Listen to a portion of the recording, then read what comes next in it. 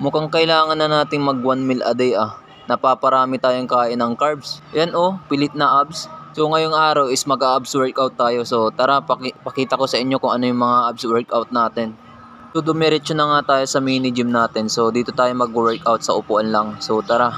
So itong abs workout natin is walang pahinga, dire-diretso to. So yan, tignan nyo na lang.